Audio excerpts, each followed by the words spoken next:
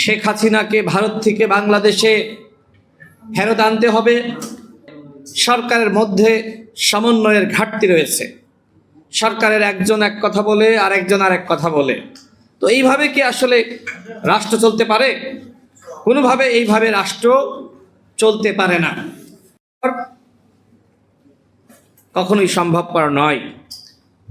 এই রায়ের পাশাপাশি কিভাবে রায়কে কার্যকর করা যায় সে বিষয়ে সরকারকে উদ্যোগ নিতে হবে। শেখ হাসিনাকে ভারত থেকে বাংলাদেশে ফেরত আনতে হবে। আমরা দেখলাম অন্তর্বর্তীকালীন সরকারের প্রেস সচিব তিনি বলছেন, সাবেক স্বরাষ্ট্রমন্ত্রী, দামি স্বরাষ্ট্রমন্ত্রী আসাদুজ্জামান কামাল তার মধ্য দিয়েই বাংলাদেশে যারা পালিয়ে গেছে, যারা অভিযুক্ত, তাদের ফিরিয়ে আনা শুরু হবে। কিন্তু পরবর্তীতে আবার আমাদের পররাষ্ট্র উপদেষ্টা তিনি বললেন যে আসাদুজ্জামান কামালকে বাংলাদেশে ফিরিয়ে আনা হচ্ছে, এই খবর আমাদের কাছে নাই। তার মানে কি? তার মানে সরকারের মধ্যে সমন্বয়ের ঘাটতি রয়েছে। সরকারের একজন এক কথা বলে আর একজন আরেক কথা বলে। তো এইভাবে কি আসলে রাষ্ট্র চলতে পারে? কোনোভাবে এইভাবে রাষ্ট্র চলতে পারে না। রাষ্ট্র চালাতে দরকার প্রকৃতপক্ষে যারা রাজনীতি বোঝে, যারা রাজনীতির সাথে সম্পৃক্ত, যারা আন্দোলন সংগ্রামে মাঠে ছিল। এখন গণঅভ্যুত্থান পরবর্তী সময়ে আপনি সংস্কার করবেন, বিচার করবেন, সুষ্ঠু নির্বাচন করবেন। যে মানুষগুলো গণঅভ্যুত্থানের সময় রাজপথে ছিল না, যারা গণঅভ্যুত্থানের কিছু বোঝে না, যারা কখনো রিমান্ডের নির্যাতনের শিকার হয়নি, যারা কখনো রাজপথে নামে নাই, যাদের সন্তানেরা বিদেশে পড়াশোনা করে, তাদের কাছ থেকে সংস্কার হবে, তারা নতুন বাংলাদেশ গঠন করে দিবে, সেইটা কিন্তু শুরু থেকে আমি বিশ্বাস করি নাই।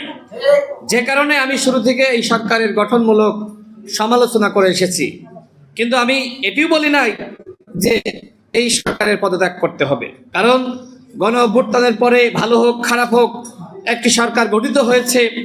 সেই সরকার যদি পুরোপুরি ব্যর্থ হয়ে যায় তাহলে ওই আওয়ামী ফ্যাসিবাদ আবার ফিরে আসবে। আপনারা দেখেন নাই কিভাবে শেখ হাসিনা ভারতে বসে চক্রান্ত করছে? আপনাদের কাছে আমার প্রশ্ন, এই চক্রান্ত কি আসলেই শুধুমাত্র আওয়ামী লীগ আর শেখ হাসিনা করছে, নাকি এই চক্রান্তের পিছনে ভারতের হাত রয়েছে? অনেকে বলে থাকে যে ভারত মূলত শেখ হাসিনাকে দিয়ে এই ধরনের বক্তব্য দেওয়াচ্ছে। অন্যথায় কেন শেখ হাসিনার বক্তব্য ভারত বন্ধ করতে পারছে না? ভারতের পক্ষ থেকে বলা হচ্ছে সামাজিক যোগাযোগ মাধ্যম ব্যবহার করে শেখ হাসিনা এই ধরনের বক্তব্য দিচ্ছে, এটিতে আমাদের নিয়ন্ত্রণ নাই।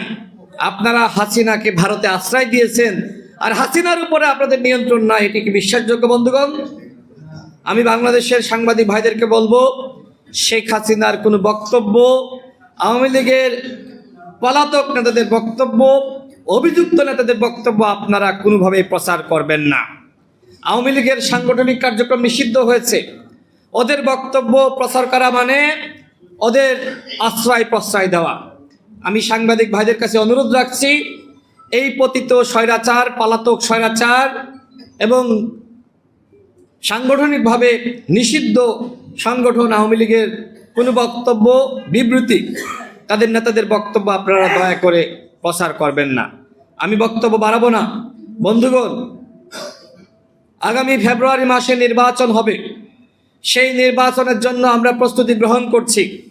আগামী নির্বাচন হবে ইতিহাসের সেরা নির্বাচন। যে কথা বলছে অন্তর্বর্তীকালীন সরকার, যে কথা বলছে নির্বাচন কমিশন, কিন্তু শুধুমাত্র কথার মধ্যেই সীমাবদ্ধ থাকলে হবে না। নির্বাচনের পরিবেশ তৈরি করতে হবে।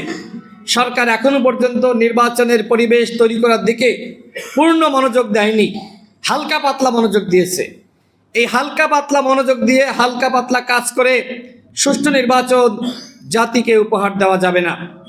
আমরা যারা প্রার্থী আমরা যারা ভোটার